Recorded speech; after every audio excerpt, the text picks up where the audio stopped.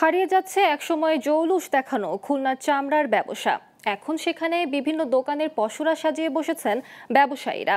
টিকে আছে হাতে গোনা কয়েকজন চামড়া ব্যবসায়ী। ট্যানারি মালিকদের কাছে কোটি কোটি টাকা আটকে যাওয়ায় তারা ভুগছেন পুঁজি সংকটে। এমন পরিস্থিতিতে চামড়া ব্যবসায়ীদের ঈদের দিনও কাটছে হতাশায়।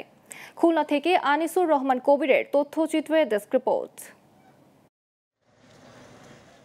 একসময় কোরবানি ঈদ এলেই খুলনার চামড়া বাজারে বেড়ে যেত কর্মব্যস্ততা। সেই চামড়া বাজারে এখন ঈদের দিনেও শুনশান নীরবতা। আগে ১০০ থেকে ১৫০ ব্যবসায়ী ছিলেন, এখন নেমে দাঁড়িয়েছে ১০ থেকে ১২ জনে। ট্যানারি মালিকদের কাছে চামড়ার বকেয়া টাকা, চামড়া পাচার ও দাম কমে যাওয়া সহ বিভিন্ন কারণে এ পেশা ছাড়ছেন অনেকে। তবে প্রতিবেশী দেশে চামড়ার দাম বেশি থাকায় পাচার হওয়ার আশঙ্কা করছেন ব্যবসায়ী নেতারা। এটা পাচার হওয়ার অন্যতম কারণ এইটাই যে আমাদের পার্শ্ববর্তী দেশে যে থেকে আমাদের থেকে ডবল চামড়ার দাম, এই কারণে যে অধিক লাভ করেন, অধিক মুনাফা করার জন্য চামড়া পাচার হবে আর কি, এটা করবে, এটাই স্বাভাবিক। এদিকে দিন দিন কোরবানির পশুর চামড়ার দাম কমে যাওয়ায় চামড়া বিক্রির প্রতি আগ্রহ কমে গেছে মুসল্লিদের।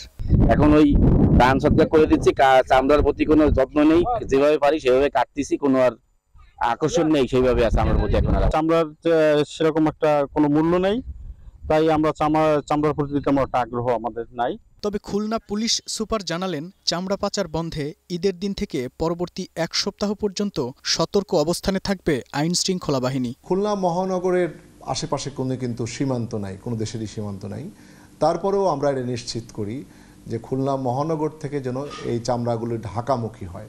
এ ব্যাপারে ইতিমধ্যেই আমরা এখানে চামড়া ব্যবসায়ী যারা আছেন তাদের সঙ্গে আমরা প্রাথমিকভাবে কথা বলেছি। কোরবানির পশুর চামড়া পাচার বন্ধে প্রশাসন কঠোর ভূমিকা পালন করবে, তাহলে আবার ফিরে আসবে চামড়া শিল্পের জৌলুস। এমনটাই প্রত্যাশা খুলনার ব্যবসায়ীদের। Global television news desk.